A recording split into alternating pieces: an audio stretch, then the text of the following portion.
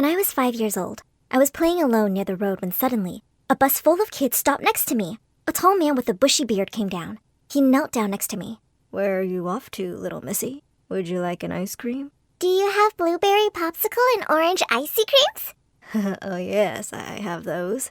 I have everything. But I don't have money. I'll get it from Mama. It's for free. Just come with me, princess. Free? Why? Are you trying to kidnap me? Suddenly, he tried to grab my hand and pull me towards his truck. I was terrified. Let go! I don't want to go with you! Get away from my girl, you monster! Mama rushed forward and grabbed me while the man turned and ran away. Mama, how did you know I was here? I saw the monster's face through my baby's eyes. My eyes? How? See, mi amor? Mama sees everything you see. She's got the doctor to put a special camera behind your eye so she can always come help her baby. My eyes widened in shock as she carried me home. Mama was the coolest, or so I thought. Hi, my name is Isabella, and I'm a Tico. That means I'm from Costa Rica. I was born in one of its smallest villages. When I was 7, I found a book outside the village doctor's house one day. It was full of lovely pictures. I took it to Mama and asked her to help me read it. Mama snatched the book from me and threw it into the fire. Then she said if she ever saw me reading, she'd make me do all the house chores, alone. Fine, I'd just do it where she couldn't see me. The next day, I snuck out to the village doctor and said, "If you teach me how to read, I'll make sure no one bullies your kids for being snobby brats." But before he could even say a word, Mama showed up. "I told you, I know everything.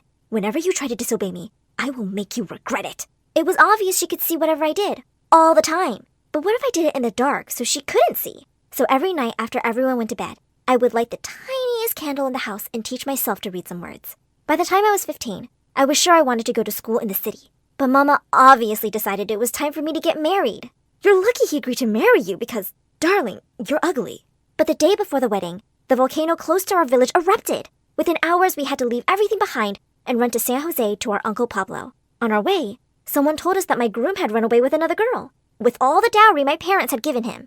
When we reached his house, Uncle Pablo immediately pulled Papi to his study, while his daughters, Daphne and Carla, rushed out to see me. Just as I was about to say hello, Carla slapped Daphne and came to me. I jumped back, scared she was going to hurt me. "Oh, don't worry, we had a bet. If you're pretty, she would slap me, and if you're ugly, I would slap her." And yeah, I slapped her hard. "You are ugly." Then Daphne came and gave me a quick kiss on my nose. What was happening? "Aren't you a little cutie? But you look innocent. How can I get you a boyfriend then?" "A what? What's a boyfriend?" "It's a guy whose life you'll ruin." "I don't want to ruin anyone's life. I don't want a boyfriend." "Well, too late. I've already made my decision."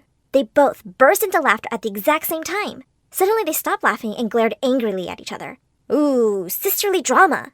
It turned out that Carla had stolen Daphne's boyfriend last year, and they'd not spoken to each other properly since. Then their mama said one of them had to share her room with me. Immediately, Daphne grabbed my arm and pulled me to her room. "I'll take good care of her, Mama." Then she said loudly so her sister could hear, "I need someone to take my revenge from this witch so-called sister." Once inside, I put my pillow on the floor and was about to sleep. But Daphne insisted I sleep on the bed. "But I can't sleep on your bed. Mom will get mad. She put a little camera behind my eyes and she can see everything." "Are you crazy or something?" "What camera? Just sleep on the stupid bed, you stupid village girl." Wait, Mom was lying about the camera thing all this time? And I believed her! I felt so dumb. In the middle of the night, I woke up to a strange sound. I sneaked a peek and almost passed out. There was a guy in the room, and he was kissing Daphne. Just then the door flew open and Carla charged at them. "You little backstabbing, good-for-nothing witch! You're making out with my boyfriend! What kind of a sister does that?" "I'm just giving you a taste of your medicine. Remember when you stole my boyfriend? Besides, I thought he should date the prettier twin." "Prettier? You're literally a copy of me." "There's two of you? What's going on? Which one of you is my girlfriend?" "I am." "No, me!" Suddenly they were both pulling the poor boy and trying to kiss him. One of them threw a shoe which came flying at me. "Ow! Keep me out of your drama, you psycho Humpty Dumpty!" All three of them turned to me. The boy's eyes met mine, and my heart started beating like crazy. He pushed them both off him and stepped towards me. The twins looked from him to me and were immediately one team again. "Get out of here!" They pushed the boy out of the window and high-fived each other for getting their fight. But the next second, Daphne spat on Carla's face. "I hate you. Don't think we're friends just because we both hate this cow." The next morning, I ran downstairs and found Mama crying. She said that since we were poor, we would have to work as their servants. Carla pinched me. "You hear that? From now on, you're our maid, Cinderbella." Just then, Poppy spoke up and said that Uncle Pablo had generously decided I would start school with Humpty Dumpty. What? As soon as we got to school, the twins turned on me. Listen here, loser. Don't you dare tell anyone you're related to us. Yeah, and don't forget, you're still our maid. Then each one went with a boy, like a different boy from yesterday. As soon as I sat in class, I noticed everyone was staring at me, especially the boys. One of them instantly asked for my number. When the teacher came, she spotted me as the new kid immediately and asked about my previous school. I gulped, suddenly nervous. I learned to read and to write. She's lying. She's never been to school. She's our maid. No, that's not true. I mean, it's true I am their maid, and I've never been to school, but... Never been to school? I can't believe they put you in 9th grade. You should be in 1st grade. And within the hour, I was sitting amongst itty-bitty 1st graders. As soon as the teacher would turn to the board, someone would pinch me or pull my hair or throw spitballs. If you were in the village, I'd have you all running to your mamas and puppies. A small mousy girl, Mindy, threw a paper ball straight at my face. Yeah, but you're not in the village now, are you, you Dumbo? Oh, how I wish I could fight these rich brats. A few days later, the principal came to our class and found me sleeping. You made a huge mistake by putting me in the 1st grade. Just let me take some tests and you'll see. Finally, she agreed. Then the principal took me to the 9th grade. This girl here is a true genius. She's smarter than all of you without ever going to school. The guy who asked my number winked at me. Beauty with brains? Me likey. Maybe you can help me study privately. I grinned as I caught the look on the twins' faces. They looked like they'd smelt dirty diapers.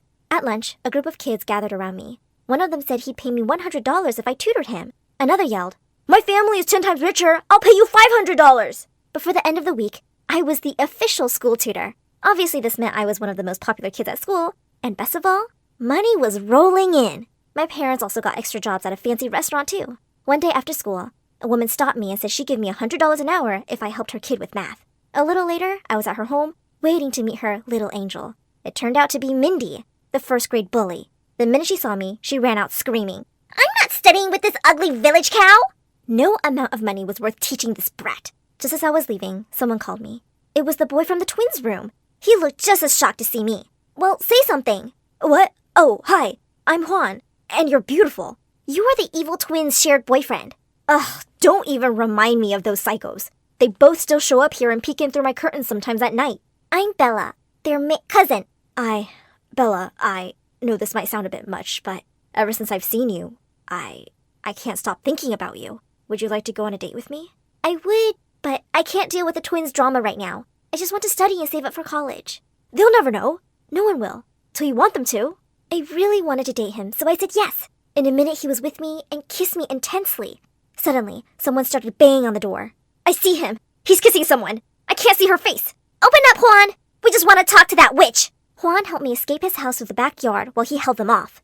I ran home to find the twins were there before me and they looked pissed. Why are you grinning like you've got a hanger stuck on your mouth, moron? Why do you look like you're about to die? She threw a shoe at me while I ran upstairs. The next few months were amazing. Juan and I snuck around whenever we could. All the while, the crazy twins were hot on our tail. Once he came to the house, and just as he leaned in to kiss me, the twins appeared. I ended up pushing him into one of the bushes. Another time, I decided to wear a wig and huge glasses to one of our dates. And the next day, wanted posters were up all over the school. But it all came crashing down soon enough. One day, Juan surprised me by taking me to a very fancy restaurant. To my horror, it was the same place Mom and Dad had started working at. But thankfully, they acted like they didn't know me. But then out of nowhere, the twins showed up. Juan, babe, you want to meet your in-laws? Shut up, Daphne. What my parents do is none of your business. Yeah, but it's Juan's business, you gold digger. Babe, that's her parents. And she's our maid. Well, guess what? I knew all that. I don't care. I love her exactly as she is. She's so much better than you bimbos. Mom and Dad heard the commotion and came to us. And Carla started making fun of them and their clothes. That's when I really lost it. I'm so tired of you two. Ever since we've come here, all you've done is act like you're much better than us. Just because you're born in the city. But that doesn't make anyone better. It's kindness and generosity that makes people better and worthy of love. And all of you've been till now is mean and cruel. If that's what city people do, I'm so glad I was born in the village. Suddenly, everyone around me started clapping. Some kid from the table next to us threw a poached egg at the sisters, who screamed and ran away. That evening, I went to Mom and Dad's room and said I had saved enough money to move out. With your income and my tuition, we can totally leave this hell. The day after we moved, I was shocked to find out someone had put up a video of my little rant, and it was going viral. Everyone said I was brave and smart, while the twins were just awful bullies. They even got suspended from the school for a month, and they were banned from the prom. But I quit that place anyway and joined Juan's school. Life eventually turned normal. Best of all, not only did Mom and Dad join my classes to study, they became my best students. Hi everyone, I'm Jessica, and my story is about how I got betrayed by my hero, my father. Do you have an idol that you've always looked up to? Well, mine used to be my dad. You know, he was my role model, and I never thought he'd let me down. Actually, the main thing I was crazy about as a child was my father's profession. He was a lawyer, and my dream was to become one too. He was also involved in charity work and was constantly speaking about it. Lots of people in our town knew that he helped our local nursing home. Do you see it now? My dad was like a Superman or Robin Hood. He represented justice and power. Can you imagine how proud I was when other children asked me about my father's job? Every time I asked my father why he liked his job, he said that making people happy gives meaning to his life. I was dying to see how his job was like. And after a lot of nagging, my dad agreed to take me to the nursing home he does charity in. I was amazed to see how much my father's help meant to those people who were alone in this big world. It seemed to me that everyone knew him personally. People welcomed him and even hugged him. All the grannies told me things like, "You're lucky to have such a dad." That day, I wanted to be like him more than anything. Due to my curiosity, I tried to study law on my own. I always looked through my father's books, hoping I'd learn something. But most of it was really complicated. Plus, my father got really mad when he saw me going through his stuff. But I couldn't help it. One time, I was interested to learn more about his charity work. He was just a stickler for paperwork. Everything was in its place, so it wasn't hard to find what I needed. I just took a file folder named Nursing Home and started reading a random paper from it. I just couldn't believe my eyes. The first thing I thought was, "You gotta be kidding me. Please, someone tell me what on earth is going on here." I checked other papers with trembling hands, hoping that was a mistake. Some misunderstanding. Oh crap, it wasn't. I was shocked to discover that my father was hiding a big secret.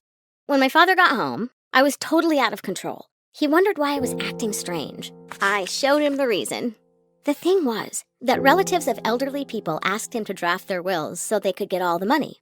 And of course, the poor elderly just signed and had no clue what they were doing. And my dad got a fat cut out of it. His percentage for such a dirty job was quite a sum. That was the moment when I expected my father to confess, repent, or, I don't know, maybe burst into tears. I didn't think that day had more unpleasant surprises. But Dad started shouting at me. He said I didn't know what life really was, that I was naive and wore rose-colored glasses. "I just took what was mine, a tiny piece. Oh man, do you think I'm the only fraud in this town?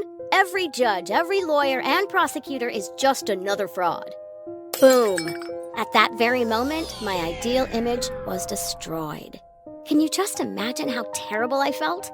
Everything I built my dreams on was a lie. I wanted to shout, break everything I saw around me. I was lost. I felt betrayed. I came up to my mother and I told her everything. I was so upset that I wanted to report my own dad. That was my last hope. And I thought she would figure out a way to help me. But her words just killed me. I was aware. Wait, what? Another betrayal? I was just shocked and couldn't get my breath back. I asked her if they were kind of accomplices and how long that had been going on. She just got down on her knees and begged me not to call the police. "Jessica, you must understand that your dad did it to earn for the family. Worse things happen, believe me. He didn't kill anyone. It's only money, you know." I couldn't listen to it anymore. My family was a bunch of liars, and I needed to let off steam, so I locked myself in my room. 2 weeks passed. I still felt terrible. I was avoiding my parents in my own house. I couldn't talk to them or even look them in the eyes. Until one day, I heard a knock on the door. Then I heard my dad and some unfamiliar female voice. I went to the door and I saw a skinny woman. Her eyes were red in tears. She begged my father to help her. I decided to stay and listen. She said that she was financially dependent on her father. She had no doubt he would leave her all his money, but something really strange happened. It was written in the will that all the savings would go to her uncle. It didn't make any sense. She knew my dad was the lawyer who did the will, and she came to ask for his help. My dad said she was insane and asked her to go away. But I live on the streets now. Please help me. If you don't want to help me, help my little children. They can't even go to school now. We're just beggars." She caught hold of my dad's hands, falling on her knees. But everything he did was pushing her away. "If you don't get out of here, I'll call the police." Still, she wouldn't go away. She just repeated, "Please, I'm begging, please." Anyone would pity her, but not my dad. He really called the police. When they came, the woman was very frightened. She said she didn't mean any harm and wasn't guilty.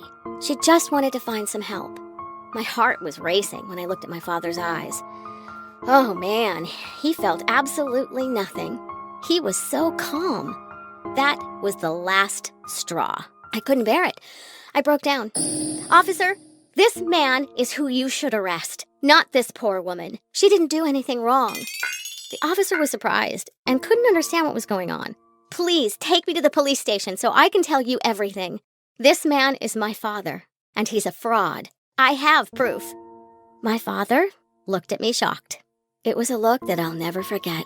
But my will to stop him at his place was stronger than anything. They took my father, and I went with them to submit my testimony. I told them everything I know. It was one of the most challenging moments of my life. It took me time to comprehend that I was putting my own father in prison. After long hours at the police station, the officers told me I can go home.